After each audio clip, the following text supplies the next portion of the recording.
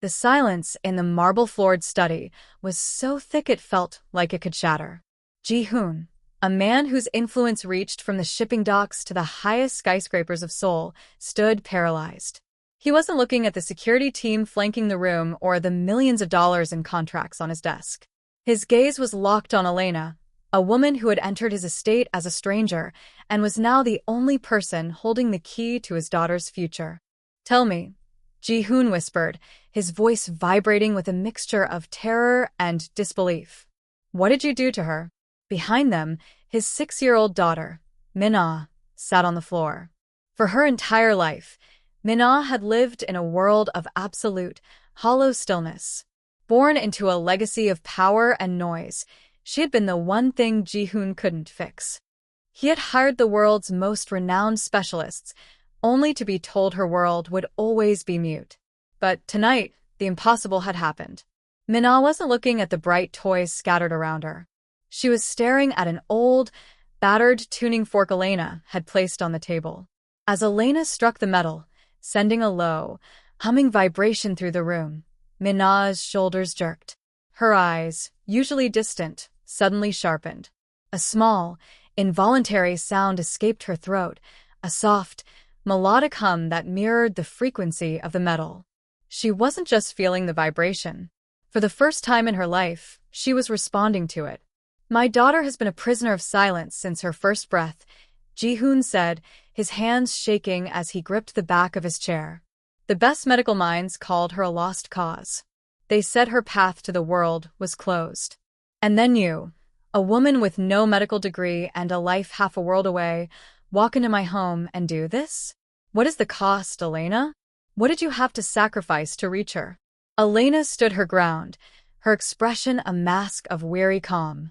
She was a single mother from a world of struggle, and she knew a truth that Ji-hoon's billions could never buy.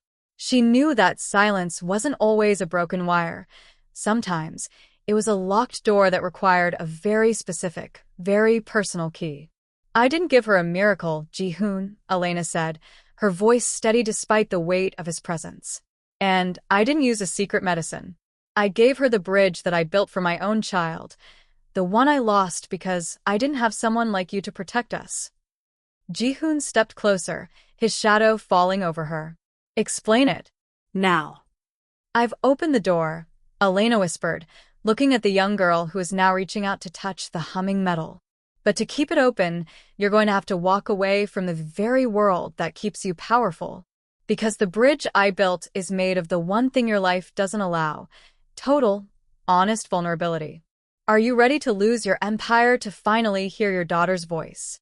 The question hung in the air like smoke after a gunshot. Ji-hoon's jaw tightened, the muscles in his neck straining as he processed what she had just said. He was a man who had built his kingdom on fear, on silence of a different kind, the silence of enemies who knew better than to speak against him, the silence of debts collected and threats delivered. But this silence, his daughter's silence, had haunted him in ways no enemy ever could. He turned to look at Min-ah. She was still sitting on the floor, her small fingers now wrapped around the tuning fork. She held it close to her chest, feeling the fading vibrations against her heart. Her eyes, those beautiful dark eyes that held galaxies of unexpressed emotion, were wet with tears she couldn't explain. For 6 years, Ji-hoon had watched his daughter exist in a world he couldn't enter. He had held her during thunderstorms she couldn't hear, whispered lullabies into ears that would never capture his voice. He had raged against doctors, thrown money at experimental treatments, and threatened surgeons who couldn't deliver miracles. Nothing had worked. Until Elena. Now, before we continue with this incredible story, I want to take a moment to connect with you. If you're watching this right now, wherever you are in the world, drop your location in the comments below. Let me know where you're tuning in from. I love seeing how far this community reaches across the globe. And if you haven't already, hit that subscribe button right now. Trust me, you're going to want to be here for what happens next in this story. The twists that are coming will leave you absolutely speechless. Ji-hoon's security chief, a man named Tae-sun, stepped forward. He was a mountain of muscle wrapped in a tailored suit, his face permanently etched with suspicion. "Boss," Tae-sun said, his voice low and cautious. We don't know anything about this woman. She appeared at the gates 3 days ago with no appointment, no references, nothing. She could be a plant from the Gwon Syndicate, or worse. Elena didn't flinch at the accusation. She had expected it. Men like Ji-hoon didn't survive in their world by trusting strangers, especially strangers who seemed to perform miracles.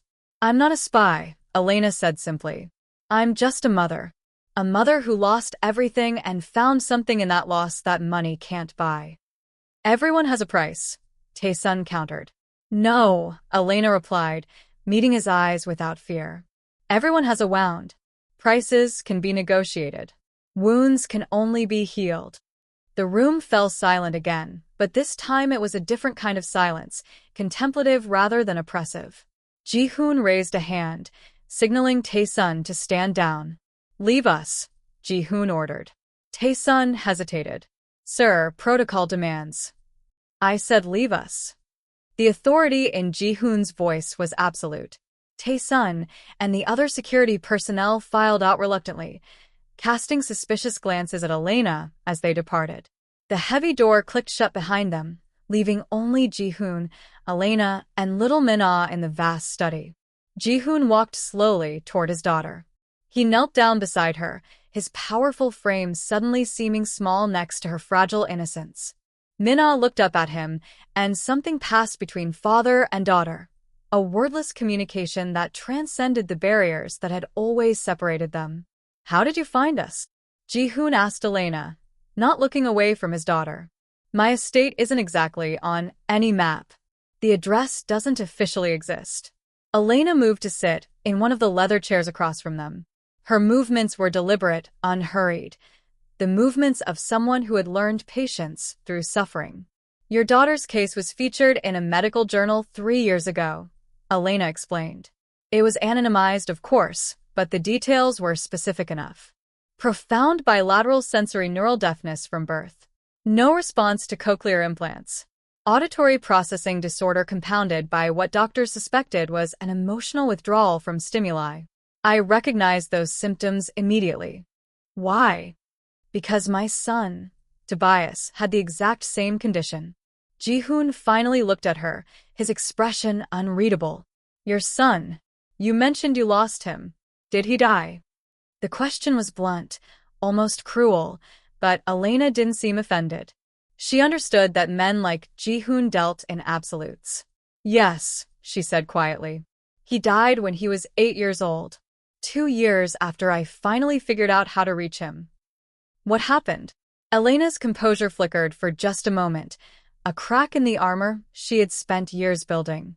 We lived in a rough neighborhood in Baltimore. I was a music therapist, but work was scarce, and the bills kept piling up. I had developed a method of using vibration and tactile sound to connect with Tobias, to bring him out of his isolation. For 2 beautiful years, my son and I had conversations. Not with words, but with rhythm, with touch, with feeling. She paused, her hands clasping together in her lap. One night, there was a drive-by shooting on our block. A stray bullet came through our apartment window. Tobias was sitting in the living room, practicing the drum patterns I had taught him. The vibrations he loved so much couldn't warn him of the danger he couldn't hear coming. Ji-hoon closed his eyes. Despite the horrors he had witnessed and committed in his life, the image Elena painted struck something deep within him. I'm sorry, he said, and for once, the words weren't hollow. Elena nodded, accepting his condolence with grace. After Tobias died, I threw myself into refining the method we had developed together. I studied neurology, attended conferences, read every piece of research I could find. I wanted to make sure his life meant something, that the bridge we built together could help other children. And that's what brought you here? To me. When I read about your daughter's case, I knew I could help. But getting to you wasn't exactly easy. Your world is sealed off from people like me. It took me 3 years of tracking, bribing, and pleading just to find out your name. Another 6 months to locate this estate. Ji-hoon stood up, his mind racing. He walked to the floor-to-ceiling windows that overlooked the sprawling gardens of his compound. Beyond those gardens lay the city of Seoul, a metropolis of lights and shadows where his name was spoken in whispers. "You could have gone to other families," he said. "Families without my complications. Why risk coming to me?" Elena rose and joined him at the window, maintaining a respectful distance. "Because those other families didn't need me the way you do," she said. "They had access to resources, to support systems, to hope. But you? You have all the money in the world, and you still couldn't save your daughter. That kind of helplessness breaks something inside a parent. I know because it nearly broke me." Ji-hoon's reflection in the window was a portrait of conflict. He was a man who had blood on his hands, who had ordered things that would haunt most people's nightmares. And yet, standing here with a stranger who had touched his daughter's silent world, he felt more vulnerable than he had in decades. "What you said earlier," he began slowly, "about walking away from my world, about vulnerability. What exactly are you asking me to do?" Elena turned to face him directly. "Minna's condition isn't purely physical. The doctors were right about the severity of her hearing loss, but they were wrong about what it meant. Your daughter has retreated into her silence because it's the only place she feels safe. The vibrations, the tactile sounds, they're a way to reach her. But to truly bring her out, she needs to feel safe in the world outside her head. And she doesn't feel safe now? In my home? With my protection?" Elena's expression softened with a mixture of compassion and hard truth. "Ji-hoon, your daughter feels your fear. She senses your anger. Children like Minna are extraordinarily attuned to emotional vibrations. Every time you leave for a meeting and come back with violence in your eyes, she retreats further. Every time your bodyguards tense up because of a threat, she closes another door inside herself." Ji-hoon's hands clenched into fists at his sides. "You're telling me that I'm the reason my daughter stays trapped in silence. I'm telling you that your world keeps her there. You want her to hear? She needs to feel peace. Real peace. Not the absence of threat, but the presence of safety." Behind them, Minna had begun to hum again. The sound was small and uncertain, but it filled the room like the first ray of dawn after an endless night. Ji-hoon turned to look at his daughter, tears threatening to fall from eyes that had been dry for years. "What do I have to do?" Elena's question hung over Ji-hoon for the rest of that night, long after she had been escorted to the guest quarters and Minna had been tucked into her bed by the team of silent nannies who attended to her every need. Ji-hoon sat alone in his study, a glass of whiskey untouched on his desk. The amber liquid caught the lamplight, glowing like captured fire, but he had no interest in its warmth. His mind was too full of memories he had spent years trying to bury. He hadn't always been the man everyone feared. 20 years ago, Ji-hoon had been a street kid in Busan, scraping by on odd jobs and petty theft. His father had died in a factory accident when Ji-hoon was 12, and his mother had worked herself to death in a laundry 2 years later. By 16, Ji-hoon was alone in a world that had no place for orphans without connections. It was Baek Sung-ho who had found him. Sung-ho was the underboss of the Baek family, one of the most powerful crime syndicates in South Korea. He had spotted Ji-hoon in a street fight, outnumbered 4-1, and still refusing to go down. Something in the boy's ferocity caught Sung-ho's attention. He saw potential where others saw just another throwaway kid. "You fight like you have nothing to lose," Sung-ho had said, offering Ji-hoon a handkerchief to wipe the blood from his face. "That's dangerous. But if I give you something to fight for, you could be unstoppable."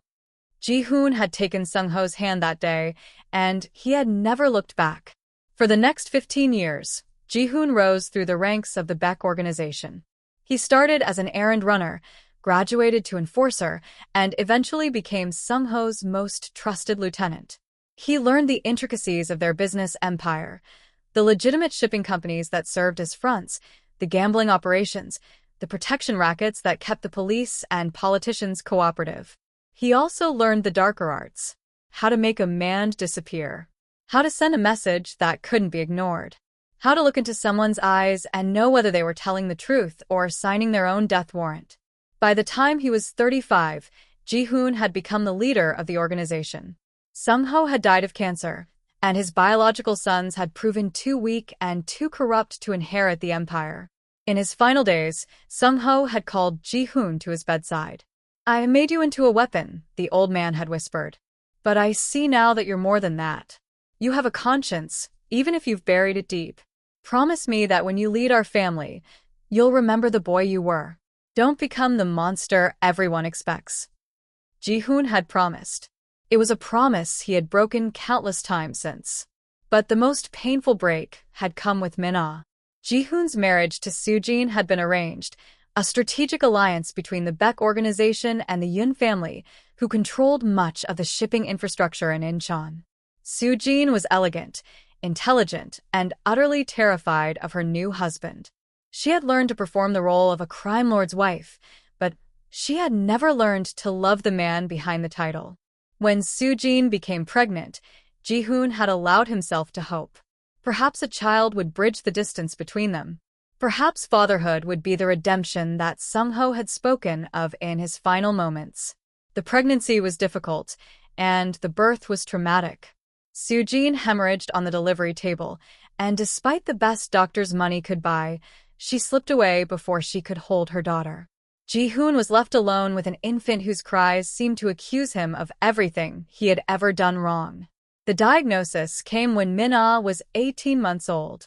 She wasn't responding to sounds the way other children did. She didn't startle at loud noises or turn when her name was called. The specialists confirmed what Ji-hoon had secretly feared. His daughter was profoundly deaf, with a constellation of additional processing issues that made her prognosis uncertain. With intervention, she may develop some communication abilities, the lead audiologist had explained, showing Ji-hoon a chart of therapeutic options. "But I must be honest with you, Mr. Baek. The likelihood of her ever hearing in a traditional sense is effectively zero." Ji-hoon had dismissed the doctor and sat alone with Min-ah for hours that day. He had watched her play with blocks, her movements precise and focused, her world completely contained within herself. And for the first time since his mother's death, he had wept. Now, 5 years later, a stranger had accomplished what entire medical teams could not. Elena had made Min-ah respond to sound, or at least to vibration, in a way that seemed almost miraculous. But the price she demanded was impossible. Walk away from his empire? Embrace vulnerability? These weren't options for a man in Ji-hoon's position. The moment he showed weakness, his enemies would strike. The Gwon Syndicate had been waiting for years for any sign of vulnerability. The government officials he kept on payroll would suddenly find their consciences. The businesses that paid tribute would see an opportunity to break free. His entire world was held together by fear and respect. Remove either one and everything would crumble. And yet, Ji-hoon reached into his desk drawer and pulled out a photograph. It was Min-ah on her 5th birthday, sitting alone in front of an enormous cake, while adults in formal attire stood at a distance, uncertain how to interact with the silent child at the center of the celebration. The loneliness in her eyes was unbearable. What good was an empire if his daughter remained a prisoner within it? A knock at the study door interrupted his thoughts. "Enter," Ji-hoon called. The door opened to reveal Hyun-seo, his personal assistant, and one of the few people he trusted with anything beyond surface-level information. Hyun-seo was a woman in her early 40s, sharp-featured and sharper-minded, who had been with the organization since before Ji-hoon took control. "I've completed the background check on Elena Maddox," Hyun-seo said, placing a folder on his desk. "You'll want to see this." Ji-hoon opened the folder, his eyes scanning the documents within. Birth certificate from Baltimore, Maryland. Education records showing a degree in music therapy from a state university. Work history at a series of schools and therapy centers, each position ending abruptly. "The job terminations," Ji-hoon said. "Explain." "Funding cuts, mostly.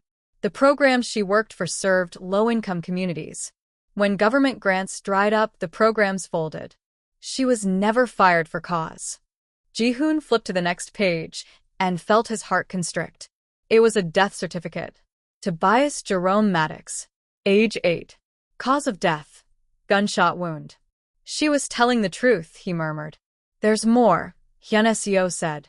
After her son's death, she spent 2 years in intensive psychiatric treatment for complicated grief and PTSD. She emerged and began traveling the world, seeking out children with conditions similar to her son's. She's worked in clinics in Brazil, India, Germany, and Japan. Everywhere she goes, she leaves behind testimonials from grateful parents and confused doctors. Why confused? Because her methods shouldn't work, according to conventional medicine. But they do. Repeatedly. She's never charged a single family for her services. Ji-hoon leaned back in his chair, processing this information. A woman with nothing to gain, driven by grief and love, who had somehow found her way into the most fortified home in South Korea. What else did you find? Hyun-seo hesitated, which was unusual for her. There's a flag in the American intelligence databases. Someone's been tracking her movements for the past 3 years. The trail leads back to a private security firm with connections to the Gwon syndicate. The temperature in the room seemed to drop. The Gwons know she's here? I can't confirm that, but it's possible. If they've been monitoring her travels, they would know she entered the country last month. They might have even anticipated that she would eventually try to reach you. Ji-hoon stood abruptly, his mind racing through scenarios. The Gwons had been his rivals for decades. They controlled much of the drug trade that Ji-hoon refused to touch, and their methods were brutal even by organized crime standards. A war had been simmering between the two organizations for years, kept cold only by mutual assured destruction. But if the Gwons saw an opportunity to strike at Ji-hoon through his daughter, through this woman who had shown she could reach Mina, they wouldn't hesitate. Double the security around the estate, Ji-hoon ordered. I want eyes on every approach, and I want background checks on every staff member who came on in the last year. Yes, sir. And what about Elena? Ji-hoon looked at the photograph of Mina again, then at Elena's file. She stays. But assign someone to watch her at all times. If she's a threat, I want to know before she can act. And if she's truly what she claims to be. He trailed off, the weight of his decision pressing down on him. Then she might be the most valuable person who has ever walked into this house. The next morning, Ji-hoon found Elena in the garden with Mina. The sight stopped him in his tracks. Elena was kneeling on the grass, her hands pressed flat against the ground. Mina was beside her, mimicking the position. Between them sat a small hand drum, and Elena was tapping out a rhythm that sent subtle vibrations through the earth. Mina's eyes were closed, but her face was alive with concentration. Every few seconds, she would tap the ground in response, matching the pattern Elena was creating. Ji-hoon watched in silence for nearly 10 minutes before Elena noticed him. She's learning to listen with her body, Elena explained without turning around. Sound is just vibration. The ears are one way to perceive it, but not the only way. How long will this process take? Ji-hoon asked. As long as it takes. There's no timeline for healing, Ji-hoon. There's only patience and presence. He bristled at her casual use of his name. No one addressed him so informally, not even his closest associates. But there was something about Elena that made formality feel absurd. I had you investigated, he admitted. Elena finally turned to look at him, unsurprised. I would have been disappointed if you hadn't. Your son, Tobias. I'm sorry for what happened to him. A shadow passed over Elena's face, but her voice remained steady. Thank you. He was the best thing that ever happened to me, and losing him was the worst. But grief has a strange way of becoming fuel if you let it. And that's what drives you now. Grief. Elena shook her head slowly. Not grief anymore. Purpose. Every child I help, I do it for Tobias. And every time I see a parent connect with their child the way I connected with him, I know that his death wasn't meaningless. Mina tugged at Elena's sleeve, pointing at the drum. She wanted to continue. Elena smiled, a genuine, warm expression that transformed her tired features, and turned back to the child. Purpose isn't the same as grief, she said over her shoulder. Purpose is what grief becomes when you refuse to let it destroy you. Ji-hoon stood watching them for a long time, the morning sun warming his face while something cold and ancient inside him began, slowly, to thaw. 3 weeks passed, and the change in Mina was undeniable. She wasn't hearing in the conventional sense, that was still beyond the reach of medicine or miracles. But she was communicating in ways that left Ji-hoon breathless. She had developed a vocabulary of vibrations, tapping patterns on surfaces to express her needs and desires. She responded to Elena's hand signals with growing speed and accuracy. And most remarkably, she had begun to vocalize, small sounds at first, but increasingly complex as she learned to connect her throat's vibrations to the reactions of those around her. The household staff, initially wary of the strange American woman who had invaded their carefully ordered world, began to soften in her presence. They watched in amazement as Min-ah transformed from a ghost-like child who drifted through the halls to an active, curious girl who sought out interaction. Ji-hoon spent more time at the estate than he had in years. He canceled meetings, delegated decisions that would normally require his personal attention, and found himself drawn again and again to wherever Elena and Min-ah were working. It was during one of these observation sessions that Elena finally broached the subject he had been avoiding. "She's ready for the next stage," Elena said, watching Min-ah practice her patterns with one of the younger staff members. "But she can't go further unless something changes." "What do you mean?" Elena turned to face him fully. "I told you on the first night that your world keeps her trapped. That hasn't changed. She's making progress because I'm creating a bubble of peace around her. But I won't be here forever, and when I leave, that bubble will burst unless you've changed the atmosphere of her entire life." Johannes tightened. "You're asking me to dismantle everything I've built. I'm asking you to choose. Your daughter or your empire. You can't have both." Before he could respond, his phone buzzed with an urgent message from Tae-sun. The security chief rarely interrupted Ji-hoon's personal time, which meant the matter was serious. Ji-hoon stepped away to take the call, his face darkening as he listened to Tae-sun's report. "Are you certain?" he asked, his voice dangerously quiet. "No, don't move on them yet. I want to understand what we're dealing with first. Increase surveillance and report back in 2 hours." He ended the call and stood in silence for a moment, processing the information. "What's wrong?" Elena asked. Ji-hoon considered whether to tell her. In his world, information was currency, and sharing it was always a risk. But Elena had already proven herself to be different from anyone he had known before. "The Gwon Syndicate," he said. "They've been moving assets into position around the city. It's subtle. A few men here, a few vehicles there, but the pattern is clear. They're preparing for something." Elena's expression remained calm, but her eyes sharpened. "Does this have anything to do with me being here?" "Possibly." "You were tracked before you arrived in Korea. Someone wanted to know where you were going." "The Gwons." "We believe so. Which means they know about Min-ah's condition, and they know you're here trying to help her. If they see this as an opportunity to strike at me, then I've put everyone in danger by coming here." Ji-hoon shook his head. "You did?" The question struck Ji-hoon like a physical blow. He wanted to rage at Elena, to explain the complexities of his world that she couldn't possibly understand. But the truth was she understood all too well. She had made her choice years ago, sacrificing everything for her son's well-being. And she had lost him anyway, not because of her choices, but because of the violence of a world she couldn't control. Was Ji-hoon's world really any different?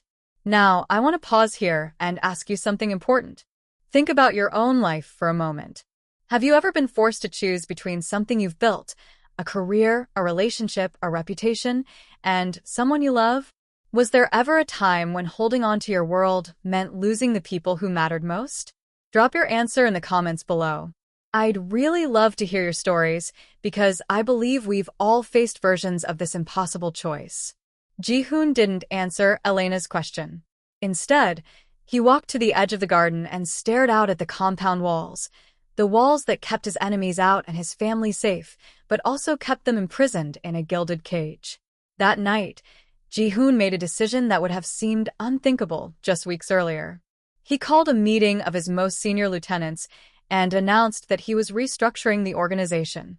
The most visible and violent aspects of their operations would be transferred to subordinates who would operate with increasing autonomy. Ji-hoon himself would step back from day-to-day leadership, remaining as an advisor and strategist but no longer serving as the visible head of the syndicate. The reaction was immediate and fierce. "This is madness," said Dae-young, one of the oldest members of the inner circle.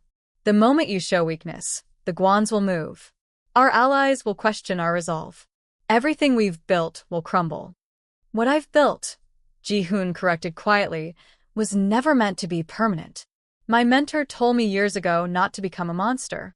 I failed that promise, but perhaps it's not too late to honor it. And what about the Guan threat? You think they'll just let you walk away?" "No," Ji-hoon admitted. "They'll see it as an opportunity, which is why the transition must appear to be something else. We'll spread word that I'm ill, terminal, that I'm preparing the organization for life without me." "A deception," Tae-sun said, understanding dawning in his eyes. "You want them to believe you're dying. I want them to believe I'm already dead, in every way that matters to them. A dying man isn't worth killing. A dying man's empire is already collapsing without any help. By the time they realize the truth, I'll be gone. Really gone." "And where will you go?" Ji-hoon looked at the photographs on his desk. Min-ah at various ages, always alone, always silent. "Somewhere my daughter can heal. Somewhere she can learn to live without fear." The plan was set in motion over the following days. Ji-hoon made strategic public appearances where he looked exhausted and gaunt, the result of makeup and careful staging. Rumors began to spread through the underworld that the great Baek Ji-hoon was dying of a rare blood disorder. Doctors were bribed to leak falsified records. Former enemies who had been waiting for their chance suddenly hesitated, unsure whether nature was about to accomplish what they could not. Meanwhile, preparations for departure accelerated in secret. Elena worked with Min-ah every day, pushing the girl further than before. She taught her hand signs that were adapted from multiple sign languages, creating a hybrid system tailored to Min-ah's specific way of processing the world. She introduced more complex vibration patterns and began working with music, not for Min-ah to hear, but for her to feel through specialized instruments that translated sound into touch. The breakthrough came on a Tuesday afternoon. Min-ah was sitting on the floor of her playroom, surrounded by Elena's collection of vibrational instruments, tuning forks, drums of various sizes, specially designed tiles that converted sound to texture. Elena was demonstrating a simple rhythm when Min-ah suddenly stood up and walked to the window. She pressed her palm flat against the glass. Outside, a maintenance worker was mowing the lawn. The sound of the engine meant nothing to Min-ah's ears, but the vibration traveled through the ground, up through the building structure, and into the window against her hand. She turned to Elena with an expression of wonder. "Oh, outside," she said, the word halting and imperfect, but unmistakably intentional. It was the first time Min-ah had ever spoken a recognizable word. Elena felt tears streaming down her face, but she didn't wipe them away. She simply nodded and signed.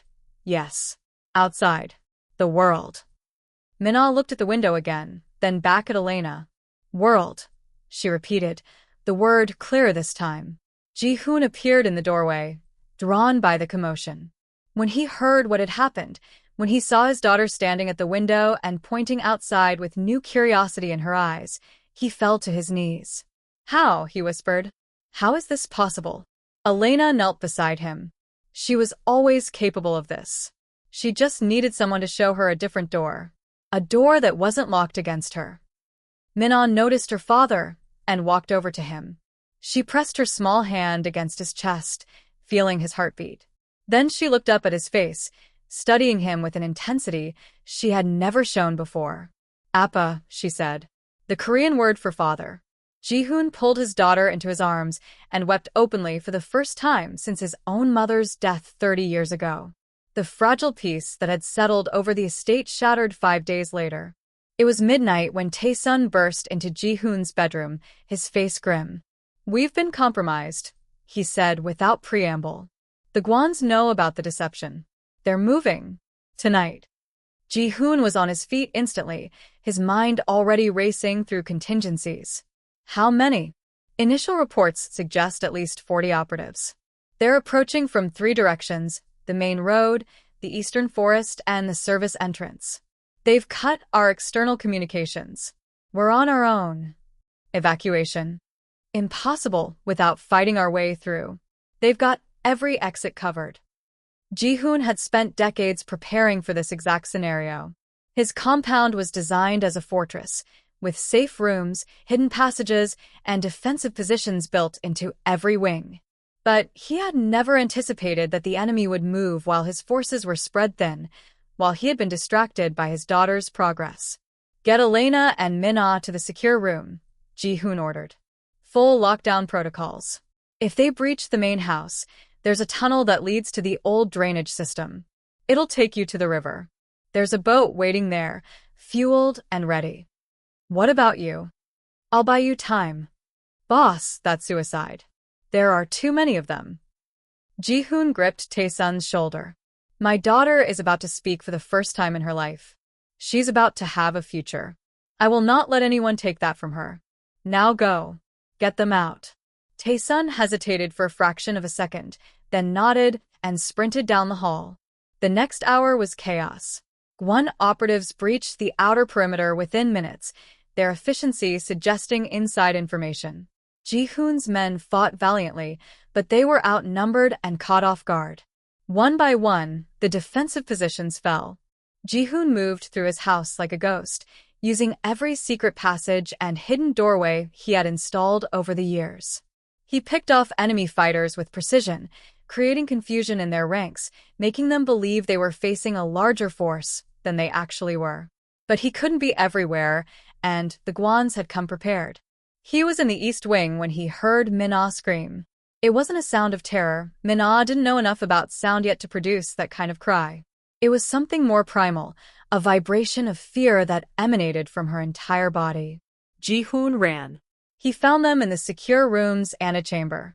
Elena was on the floor, a bloody gash on her forehead, semi-conscious but alive. 3 Gwon operatives stood over her, while a 4th held Min-ah by the arm. The man holding his daughter was Gwon Sung-min, the eldest son of the Gwon patriarch. He was younger than Ji-hoon by a decade, with the smug arrogance of someone who had never had to earn anything in his life. "Ji-hoon," Sung-min said with a cruel smile. "I was hoping you'd make it. I wanted you to see this." "Let her go." "Your daughter? The deaf one? You know, my father always wondered why you didn't just send her away. Children like this are a burden, a weakness. But you kept her close, like some kind of pet. And now look where it's gotten you." Ji-hoon's hands trembled with barely contained rage, but he forced himself to stay calm. Any sudden movement, and one of the operatives could hurt Min-ah. "What do you want, Sung-min? Money? Territory? Name your price." Sung-min laughed. "I already have everything I want. Your empire is finished. Your men are dead or dying.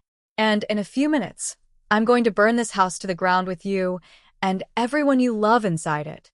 The great Baek Ji-hoon, killed by a fire while hiding from his enemies. It's almost poetic.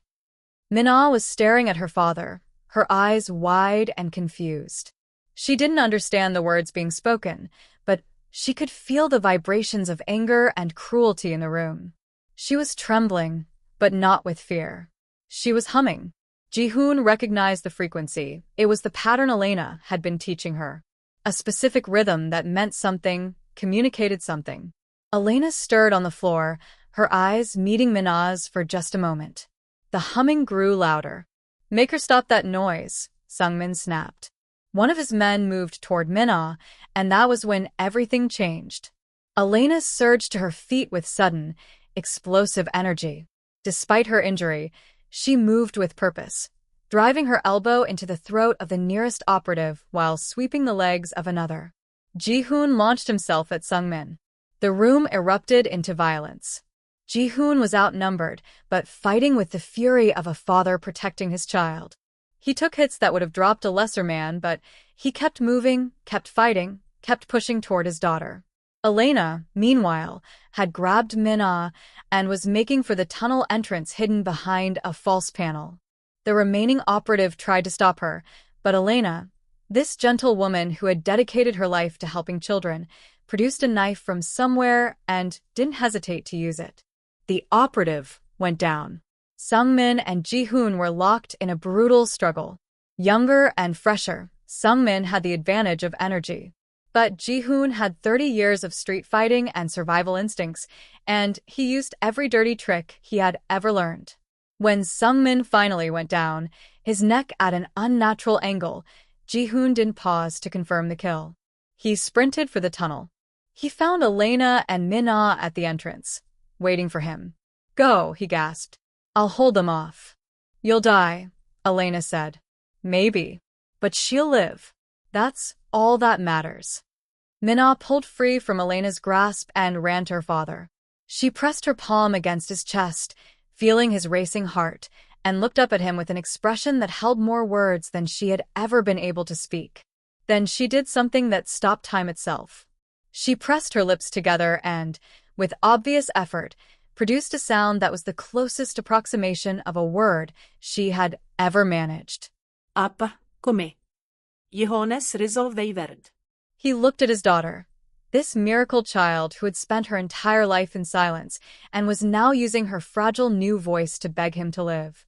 Together, Elena said firmly, "We all go together or we don't go at all." Somewhere in the house, an explosion rocked the foundation. The Gwons had started their fire. Ji-hoon made his choice. He scooped Min-ah into his arms and ran. The tunnel was narrow and dark, but they moved fast. Behind them, smoke began to seep through the cracks.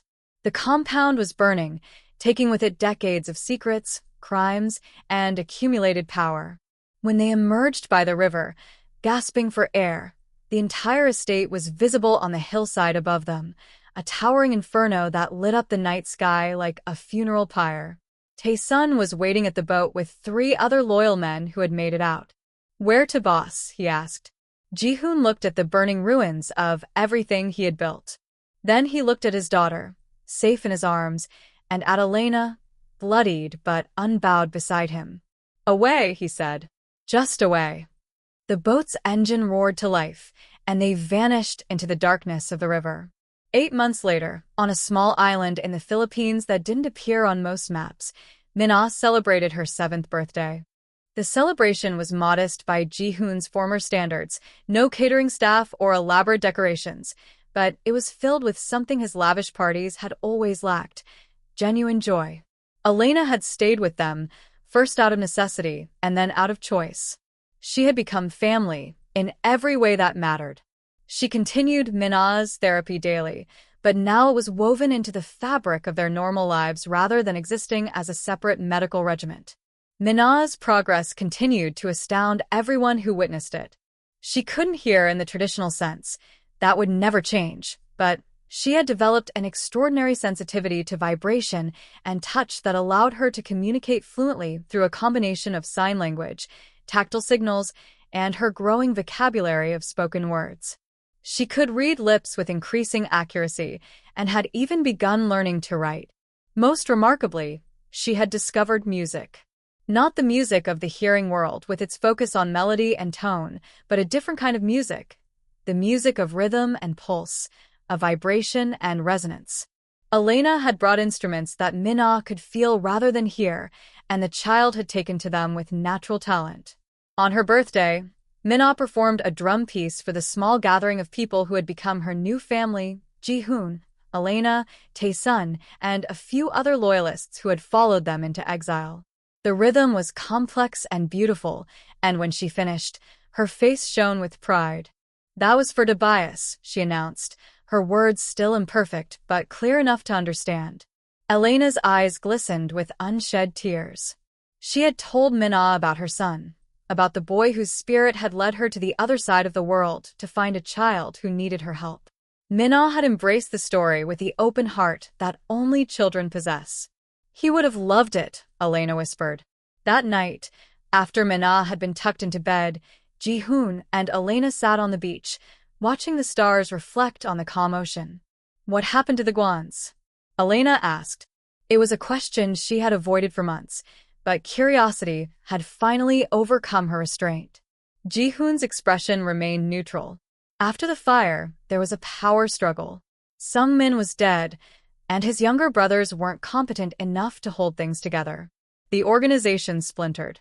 Most of their territory was absorbed by smaller groups who had been waiting for their chance. "And your old organization?" Similar story.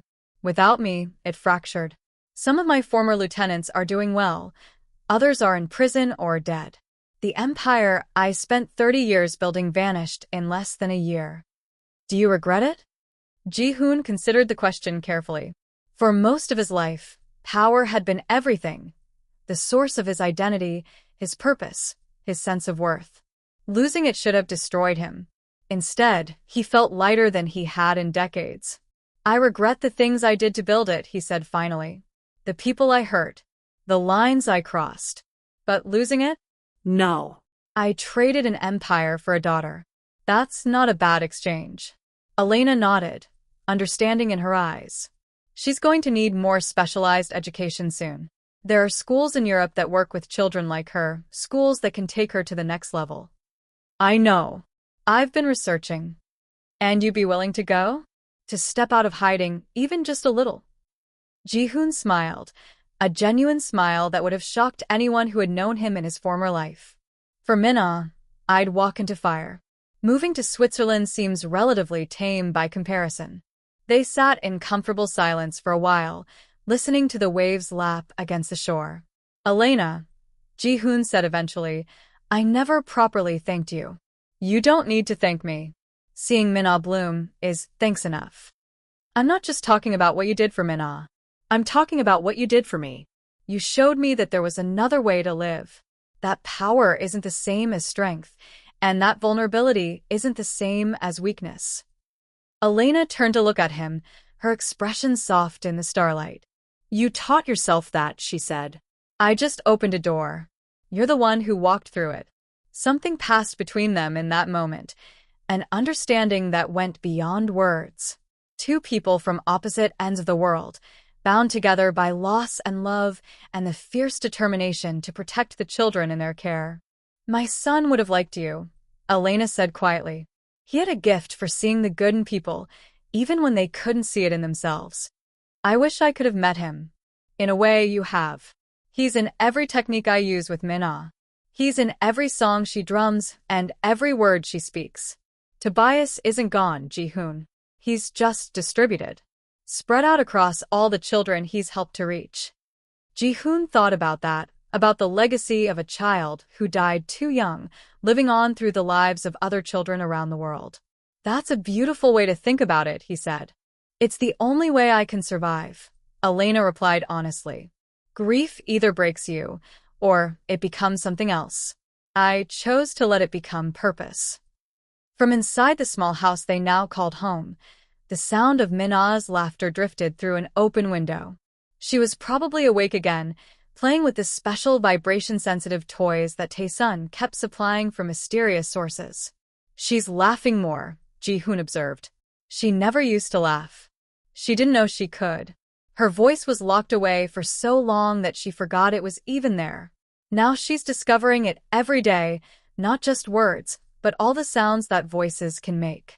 Laughter, humming, singing. She's becoming herself for the first time. Ji-hoon stood and offered Elena his hand. Come on, he said. Let's go catch her being awake when she's supposed to be sleeping. They walked back toward the house together, and as they did, Ji-hoon realized something that might have terrified his former self. He was happy. Genuinely, simply, uncomplicated happy. He had lost everything he once valued: power, wealth, reputation, control. And in return, he had gained something far more precious. He had gained a family. 3 years later, Min-ah stood on the stage of an international conference on childhood development, and the world watched in amazement. At 10 years old, she had become something of a celebrity in the medical community, not because of who her father used to be, that history remained carefully hidden, but because of who she had become. She was living proof that the limits imposed by disability could be transcended with the right approach and the right support. Elena stood in the wings, watching with pride as Min-ah addressed the audience of doctors, therapists, and researchers. The girl spoke clearly, using a combination of verbal speech and sign language that she had helped to develop herself. When I was little, Min-ah said, people told my father that I was lost. They said my world would always be silent and small. But they were wrong. My world was never silent, it was just listening to different things. I could feel what you could hear. I could sense what you could see. I just needed someone to show me that those senses counted. She paused, her eyes finding Elena's in the crowd. Her name is Elena. She lost her son, but she didn't lose her love. She gave that love to me and to many other children like me around the world. Today, the Elena Maddox Foundation has helped over 3,000 children find their voices. That's 3,000 families who thought they were alone, who thought there was no hope. And now they know they were wrong. The applause was thunderous, but Minna didn't seem intimidated. She stood tall and confident, a young girl who had once been trapped in silence, now commanding the attention of a room full of the world's leading experts. Backstage after the presentation, Ji-hoon embraced his daughter. "Your mother would have been so proud of you," he whispered, his voice thick with emotion. It was the first time he had mentioned Sujin in Minna's presence. For years, he had avoided the subject, unsure how to explain the complicated history of their family. But Minna was older now, curious, and ready to understand. "Tell me about her," Minna said. "Tell me about my mother." And for the first time, Ji-hoon did. That evening, the small group that had become a family gathered in the private dining room of a hotel in Geneva. Ji-hoon, Minna, Elena, Tae-sun, and Hyun-seo, the core of what they had come to call the Phoenix Circle, named for the way they had all risen from the ashes of their former lives. Tae-sun raised a glass of wine. "To Minna," he said, "who has achieved more in 10 years than most people achieve in a lifetime." To Elena, Hyun-seo added, "who taught us all that healing is possible, even when it seems impossible." To Tobias, Minna said softly, "who I never met, but who saved my life." Every glass was raised to that last toast. Later that night, when Minna was finally asleep and the others had retired to their rooms, Ji-hoon and Elena found themselves alone on the hotel balcony, looking out at the lights of Geneva. "What will you do now?" Ji-hoon asked. "The foundation is established. Minna doesn't need full-time therapy anymore. Your work with us is done." Elena was quiet for a long moment. "I've been thinking about that," she admitted. "For the first time in years, I don't have a clear next step. My whole life has been about finding children who needed me, helping them, and moving on." "But now?" "Now you're considering staying?" Elena turned to face him. In the year since their first meeting in his marble-floored study, something had grown between them, something neither had acknowledged directly, but both had felt. "I lost my son," Elena said. "And I thought that meant I would never have a family again. That I would spend the rest of my life helping other families while remaining alone. But Minna changed that. You changed that." Ji-hoon reached out and took her hand, a gesture that would have been unthinkable for the man he used to be. "I was a monster," he said quietly. "I did terrible things. Things that I can never make right, no matter how much I try. You should know that before you make any decisions." Elena squeezed his hand. "I know who you were. I also know who you are now. The man who built an empire on fear couldn't have done what you've done for Minna. The man who controlled through violence couldn't have walked away from everything for the sake of a child's healing. You're not that person anymore, Ji-hoon. You're someone new. Because of you." "No." "Because of her. I just opened the door. You walked through it." She leaned in and kissed him softly, a kiss that had been building for 3 years, patient and certain. When they finally pulled apart, Ji-hoon smiled. It was the same genuine smile that still surprised him every time it appeared on his face. "I don't know what the future holds," he said. "I can't promise you safety or stability. My past could catch up with us at any moment. I know, but I can promise you this. I will spend every day that I have trying to deserve you, trying to be the man that you and Minna see when you look at me." Elena rested her head against his shoulder. "That's all any of us can do, to try to be worthy of the people who love us."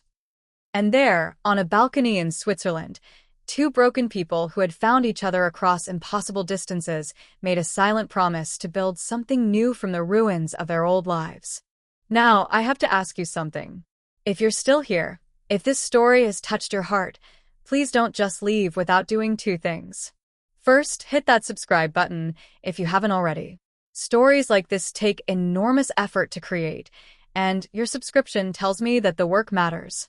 Second, share this with someone who needs to hear it, someone who is struggling to connect with a loved one, someone who thinks they're trapped by their circumstances, someone who needs to remember that transformation is possible at any age, in any situation. We all have walls around us, walls we've built or walls that others have constructed. But inside each of us is the same capacity that Elena found after her son's death, the ability to turn grief into purpose, to turn pain into healing, to turn silence into song. Minna's story isn't just about a deaf child who learned to communicate. It's about all of us who have ever felt trapped in our own kind of silence, unable to reach the people we love, unable to express the truths burning inside us.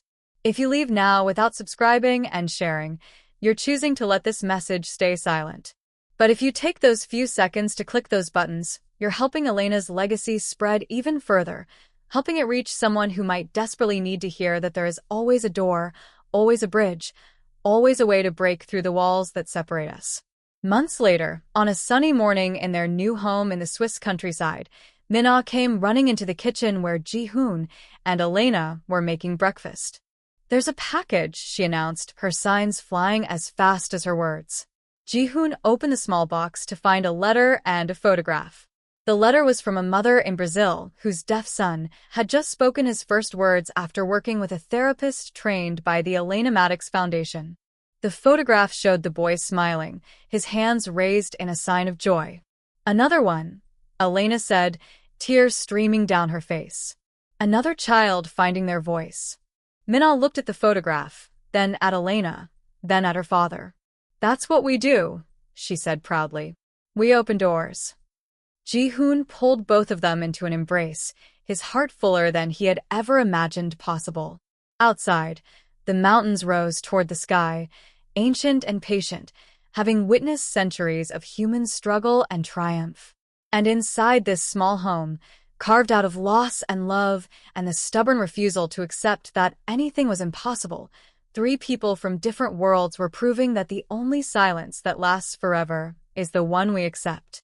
Every other silence, given enough patience and enough love, can become a song. Minna's song was just beginning. And somewhere, across the bridge that Elena had built, the bridge made of vibration and touch and infinite patience, a young boy named Tobias was finally at peace, knowing that his too short life had changed the world in ways that would echo for generations to come. The silence had become music. The prison had become freedom. The end was just another beginning. And they all lived, not happily ever after in the simple way of fairy tales, but meaningfully, purposefully, and connected in ways that death itself could not sever. Some bridges, once built, stand forever.